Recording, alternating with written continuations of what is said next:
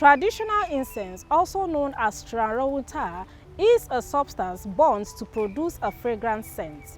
It has been used for centuries all over the world, and each flavor has its own use. Good day, viewer. Welcome to another interesting episode on Showcase. My name is Rahina Shehu Abdullahi, and on today's episode, I'll be taking you into the world of traditional incense. On today's episode, we'll have a traditional incense seller in the house with us that'll be telling us more on traditional incense, and that'll be telling us about the business also, and we'll be clearing any misconception that you might have had about traditional incense. Stay tuned.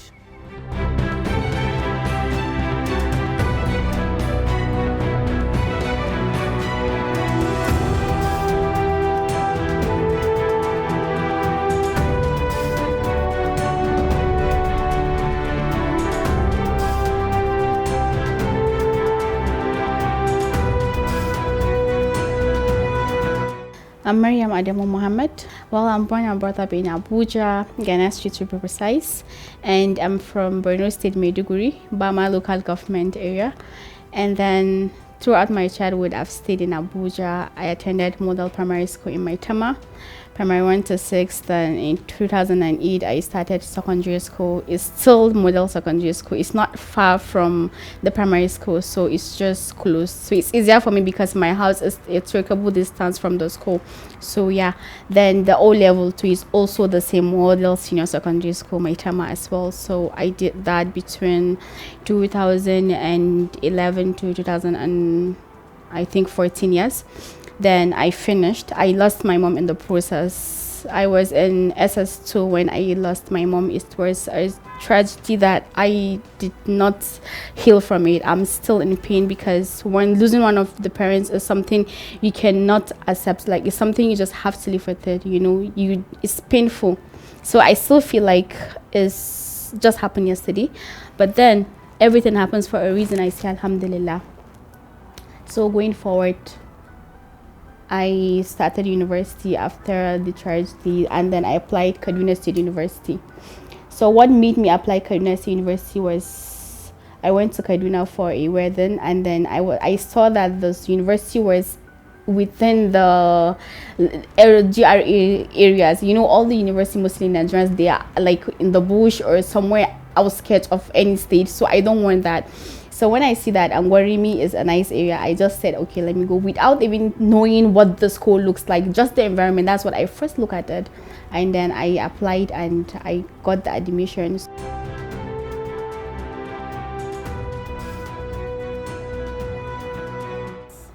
Well, I spent some time in Maiduguri, Borno State.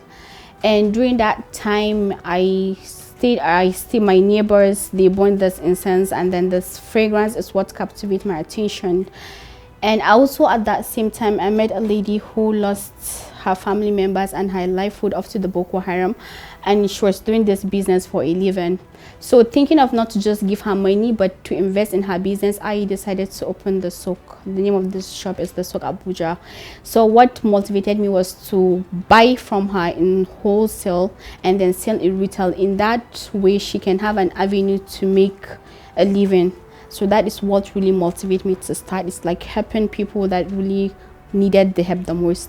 And in the process, I realized that it's a good business. It's something that people want. So I cannot just keep buying from one vendor different fragrances.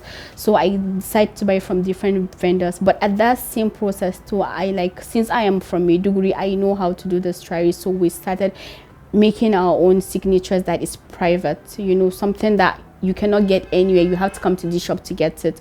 Although we still buy from other vendors because we cannot make everything, and other vendors too cannot make all the Charanhota. So it's just that we're getting different collections. So our own, if they want to sell, they also have to get wholesale from us to sell.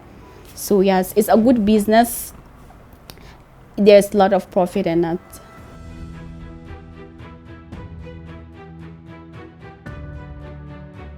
There was a lady that called on Instagram. She called our number on Instagram, and she said she's a student. She wants to start business, and she wants to start trying with her business. So I should put her through I should guide her towards the process.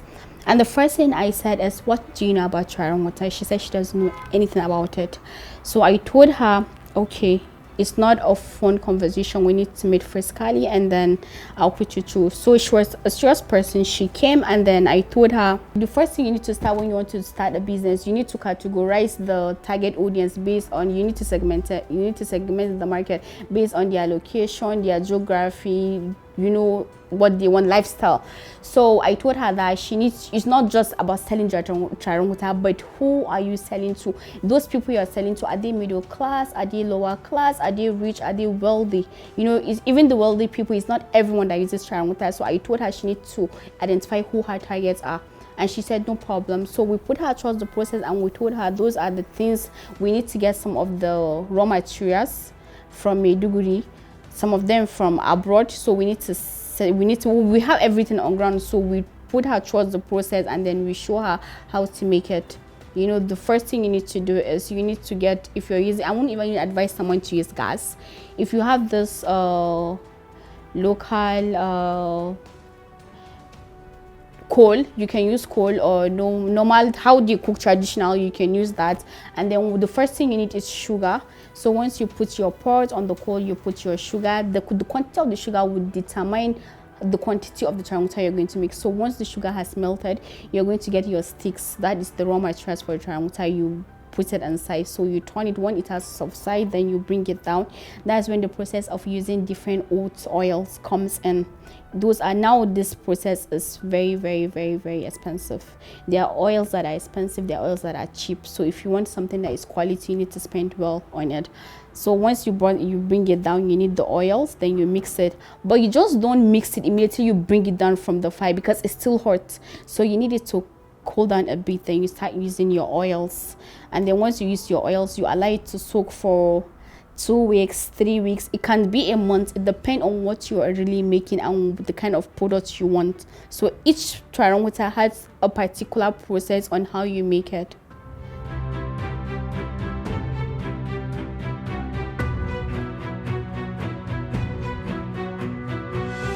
The water has been used for ancient times, even since before the country Nigeria could even come into existence.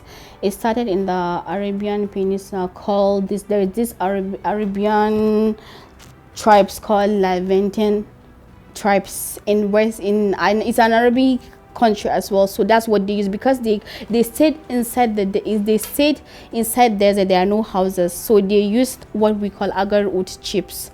So agar wood now is, if you're living in the bush or in the forest, you could easily get it there. So it's the sticks naturally is fragrance. So because they use it, they burn it, so it naturally comes out with a smoke. So that's when they use, and when they see that it's a beautiful fragrance, they distributed it to different part of places. So that is where you see that it has come far and wide, because it was being sent from that main Arabian tribe, because they had what they call agar wood, so they send it to other places. So it comes into existence as bahur.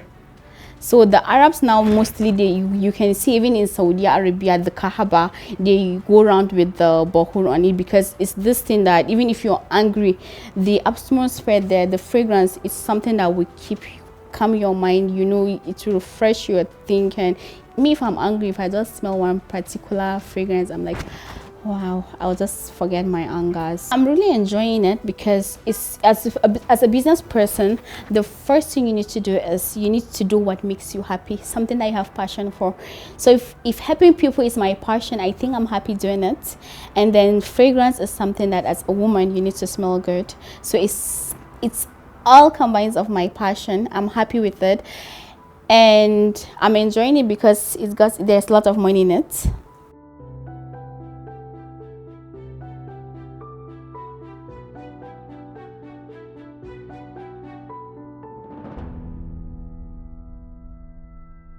So in terms of dealing with a toxic customers, I think this is something that you really have to be calm person to deal with such situations. So it could be that that person is really angry from one event that happened in his life, or from a phone call, or from a text. You might not really know that, but if the person is really talking down on you, or the person is rude, you try your optimal best to make sure you speak respectfully and smile. Of course, someone could be angry, but as a lady, you could just smile, and then It's all good. It's not easy because someone could even say hurtful things to you, but just maintain your level of personality, smile, because we have a reputation in our shop. When customers come in, you smile, you greet them, you offer them refreshment. Even if they don't buy anything, you could give them, and then even if they didn't buy, you could show them everything with a smile. You could also tell them, oh, no problem, whenever they're ready you could come back. So dealing with customers like that, if you really had that in our history and in the shop, it's easy to deal with them. Of course, you could come in, we'll smile. If you're really angry, what we could do is we have gifts that we give customers once they buy a lot of things from us.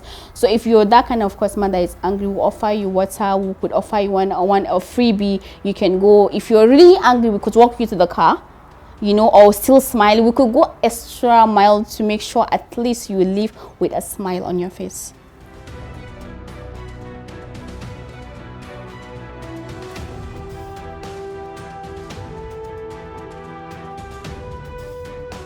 The benefits. Let me start with fumigation. Fumigation is a powerful chemical that you use, and then sometimes it stays there for a week or more than, depending on what they use, those cleaners. So once there's like our exclusive and sandal balls, once you use that, you burn it. At once, that fragrance, this fumigation smells will just subside, because that's how powerful those these are. So immediately you use it, it goes. And then you could go to the bathroom. There are normal air fresheners that are not nice, so our charanguta could work perfectly for you. And then if you're eating, immediately you finish eating, there was some food that if you eat, no matter what you use, that aroma of the food will still be in your house. So if you use charanguta, it could just go and it's refresh the mind.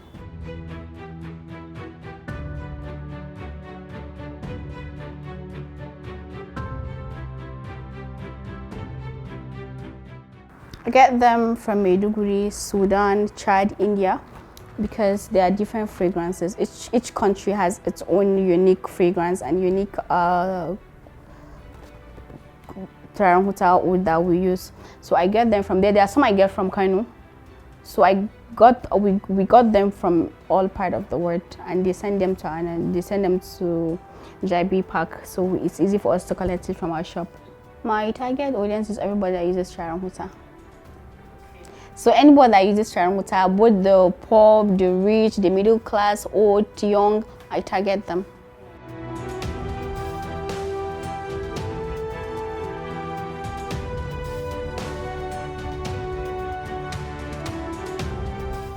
It's been a long time. I think my mom, may Allah have mercy on her soul, since when I was a little girl, I always used to be the one burning the incense. So I developed a liking since when I was a child. So she was selling this charanguta.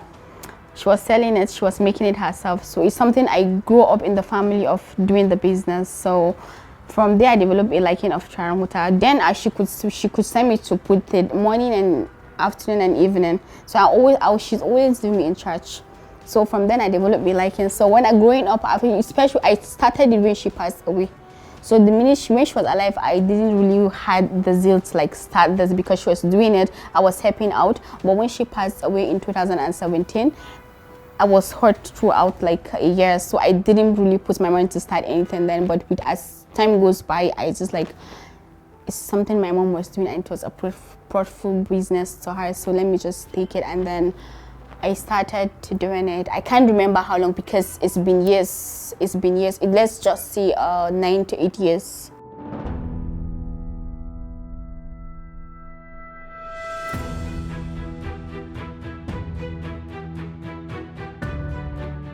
All the materials, we can't even get them in Abuja. You can't even do any material here in Abuja. So mostly those we got them from Maiduguri. There are some, because I'm from there. We have some sticks there. So we could go there, get them, and then come and process them here in Abuja. There are particular names for different sticks. We have sandalwood. That one is very common, and that one on its own, without even processing it, it has a unique, beautiful fragrance. And there is this thing, Hawi tree is a stick on its own that it has fragrance, and there is halut, it's also a stick that it has fragrance as well. And there's jawi.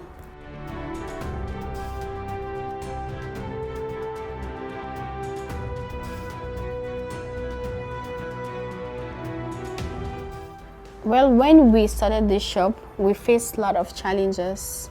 You know, the first life cycle of a business is lack of customers, lack of awareness.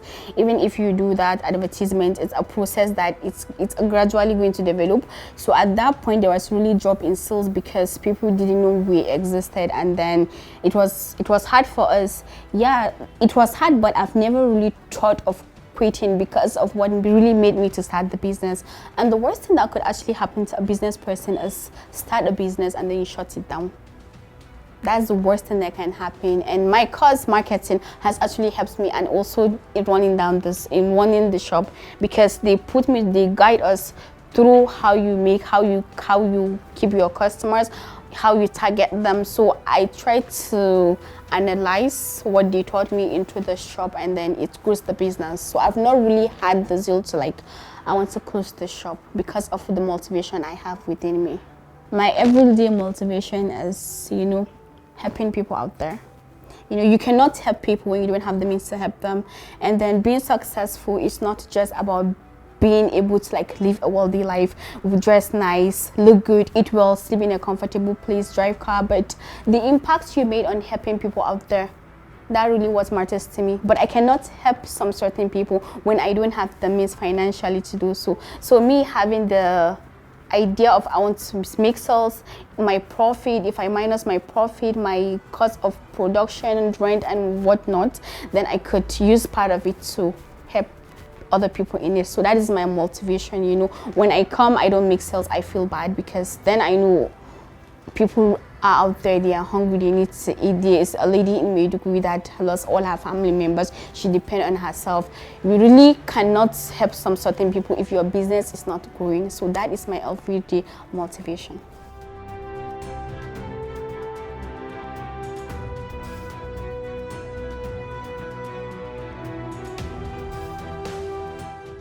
I took classes in makeup, I think 3 years ago.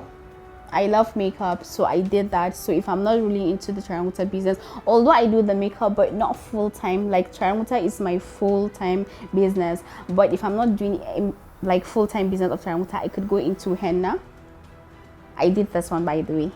I could go into henna business and makeup as well. So if that's where I see myself doing.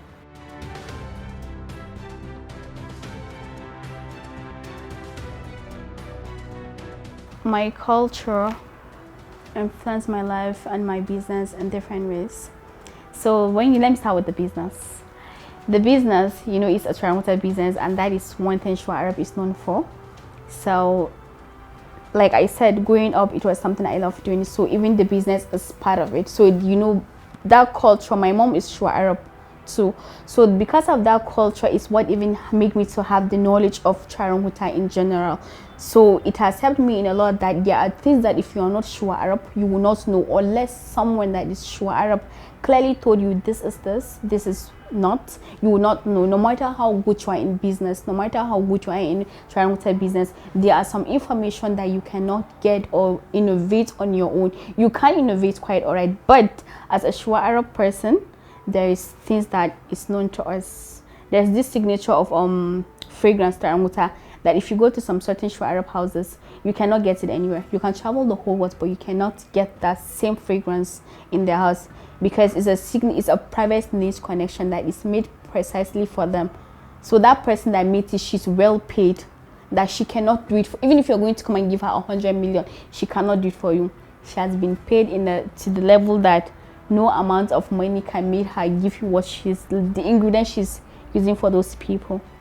So you see, in that aspect, my culture has helped my business. There are a lot of misconceptions about Charamuta. Some people see it as jazz, something that you could use to drive evils away, something that if you use it, you attract men, something that if you use it, it's different. People have different misconception, and it really pisses me off when I hear those rumors, because it's not true.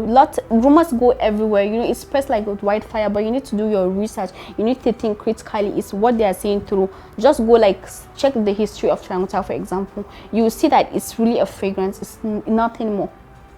It's nothing more. It's not spiritual. It's not something that you use to attract men. It's not something that you use to get money or to make somebody give you more money. It's not a spiritual substance that you use to your own benefit as an individual, but more a fragrance that is welcoming to your peace of mind.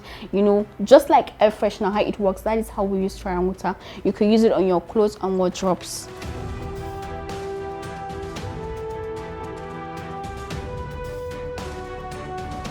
It's not easy because I'll be in the shop and I'm thinking of Kaduna.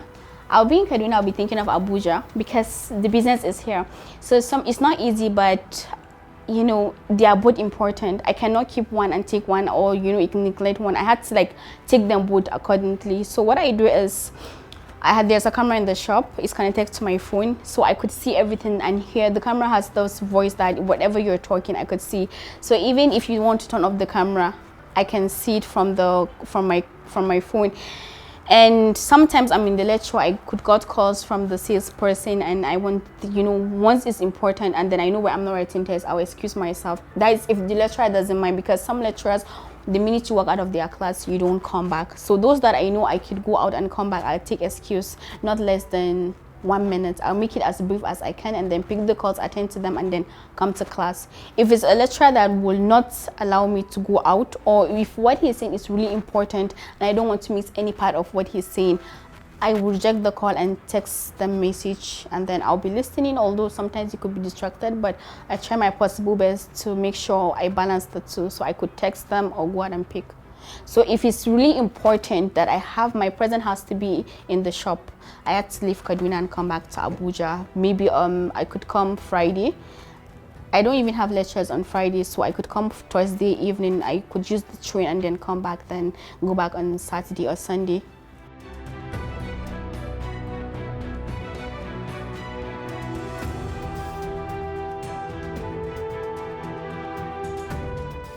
You know, one thing is when I want to employ anyone, during the interview process, I tell them, treat this business like it's yours. And you know, the way you treat somebody's business is how you do treat your own in the future. Because when I didn't just start this business, I started from somewhere. I was a staff. You know, I tell them that you don't, the way you treat somebody's business, they will treat your own that way. If you mess it up, I believe, just like I didn't start big, one day you will start your own business, and the same way you're doing to this business is the same way somebody else is going to do your business. So I leave them with that and few advices. So it's left to them to take it or not. So I've not had any problem from them.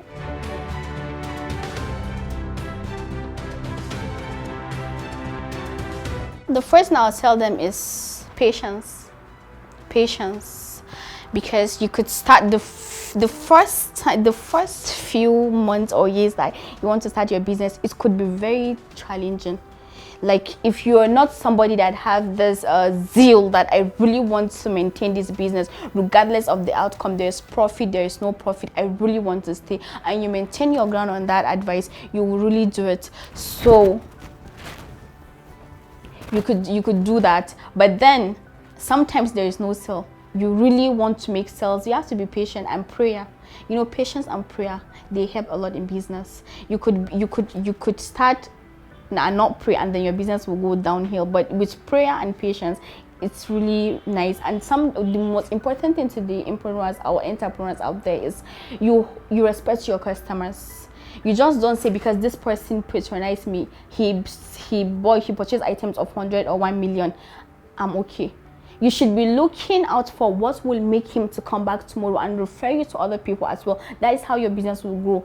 But by the time a customer comes and you talk rudely to him because you're in a bad mood or you're not happy, and then all you want is a last minute sales, it's not good for your business. If you have that, you're going to be out of business sooner than later. Trust me, because someone like me, what really matters to me is how you treat me. I could go to your shop, I could buy something off, it doesn't matter how much, but what I really want is this human relationship. I might not buy anything, but because of you as the salesperson and how you talk to me can make me to come back tomorrow and even tell my friends about what you do. So that is also important, very important, personality. But sometimes people mix their personality and their business together. That is why it does not last and it does not go anywhere. So me, I would advise the entrepreneurs out there, especially those that are not from the business field, they should try as much as they can to take some business courses. Then they can tell you the do's and don'ts of business. They could give you strategies, method, how to evaluate and conclude on how you can make business plan and analyze everything. Even if it may require you to bring a professional from outside to help you, you could do that. But don't start business that you don't know anything about and you don't have passion for.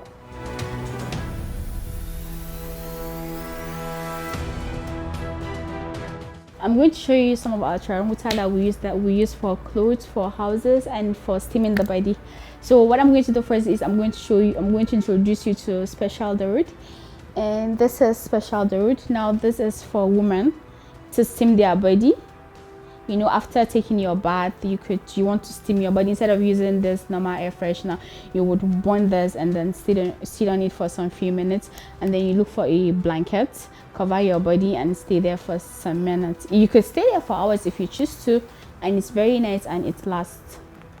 You can see. And the next one, now I'm going to introduce you to VIPMX. Now, why is it called VIPMX? Because it has different varieties of most strong fragrance. It has mixture of Kajiji, Sandal Flex, Arab Queen, and Halut on its own. So those three, they're very powerful and they are very strong and they last long. Okay, so this is for clothes or for... This is for the house. Oh, okay. And next here we have Sandal Flex. Sandal Flex is very common, everyone knows it, and you could use it for your room. Curtains, you know, bag of curtains. Some people just use charamuta and put it in the middle of the house without taking it to the curtain side or back of the curtains. So you could use this Sandal Flex and put it there, and it's nice. Even if you're angry, you burn this, you forget you're angry. Okay. And we have another black dirt. Okay. So just like that one is special dirt, this one is black dirt too. So you can see it has oil. You use it the same way you use the special dirt. So we have them in 2 different varieties. So you can see this, and they're all very nice and affordable as well. Okay, this one is also for body. It's also for body, you steam it. Okay. And then this is Kajiji. Kajiji is a very popular charamuta that you use. You know, there are some charamuta, it depends on somebody's an individual. Sometimes you want something that lasts, sometimes you want something that one-time fragrance, you just burn and then it goes. So if you want something that will stay in your house for days, you use Kajiji. Okay. And it's for the house.